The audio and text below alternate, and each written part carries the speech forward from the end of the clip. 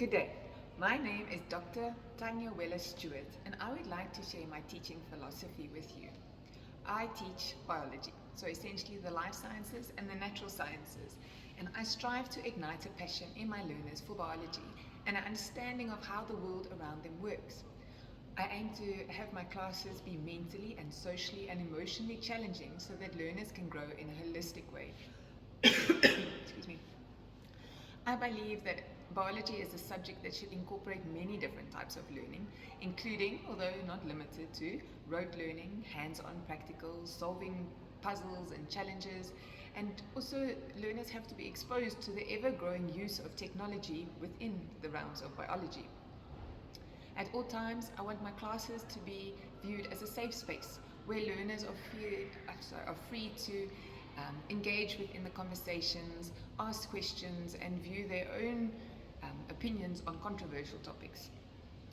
The reason why I have chosen this teaching philosophy is because a lot of the learners today spend huge amounts of time behind their screens, whether it is behind a laptop, behind a TV, or behind a phone. They view the real world through a lens and they tend not to get their hands dirty. But at the same time, those same learners have a deep need to know more about the world and they're very eager to be taught. They also are very often visually stimulated and they need to be actively engaged in a lesson to enable them to learn. And when learners can investigate something for themselves, it is more likely that they will understand and remember what they have learned, as opposed to being just taught a specific fact. My philosophy aligns with my view on educating learners in several ways. For example, at all times I propose to have live animals within my class.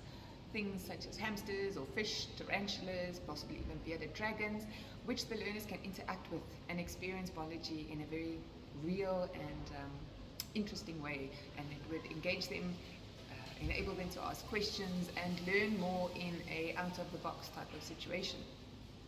Also, while biology has a large theoretical component, it also has a very practical side of it, where many of the lessons that are taught can be demonstrated in practical ways, and the learners can get involved in hands-on activities, which also help them to understand the concepts taught in the lessons to a better degree. Biology is also, as I said earlier, about understanding the world around them. So the learners should be part of that world. They should be going on excursions and learning about the things in real time and in real life. So for example, when being taught about human evolution, an excursion to the Maropeng cradle of humankind would be an excellent way to show the learners that what they are learning is not just things out of dusty textbooks, but can be applied to the real world as well. In biology, we also broach many controversial subjects, so things such as human evolution, abortion, those type of topics do come up, and learners should be able to debate their views, discuss with one another, possibly even go into extra research to be able to bring those views to the class. And on the same point, while life science has got a time frame that should be followed and there's a certain amount of learning that should happen within those times, there should be also made allocation for times when learners can wander off topic, provided it's not too far off topic and it's done in a respectful way, as this enables learners to explore their curiosity and explore biology world that is outside of the syllabus, as that is what biology is all about. It's all about learning. So it doesn't just have to be sticking to the facts that the CAP syllabus deems that the learner should learn, but that they have a broader understanding of where those specific syllabus-linked facts actually fit into. My philosophy is largely linked to two educational theories. The one is the constructivism teaching theory, which states that learners build on previous knowledge. So things that they've learned in the past, whether it's in past classrooms, previous grades, on a cultural front from their home situation, their history that they would have come from, all of that builds a base on what they are currently learning now in class, and they build on top of that.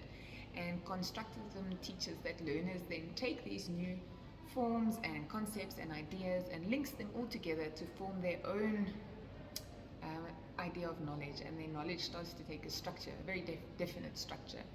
So learners way of learning is going to be different, because every learner has got a different foundation that they are building on, because they come from different backgrounds, different schools, different families, different religions, etc., etc. So all of these need to be linked together in order for them to build a better picture of what they are currently learning. And at the same time, the connectivism theory excuse me, also links together the different ideas, and it also incorporates technology. And biology is a vastly technology-driven field, as we are currently making new advances in almost every sphere all the time. And there are many, many resources for learners, both online and within the technology sphere. Thank you.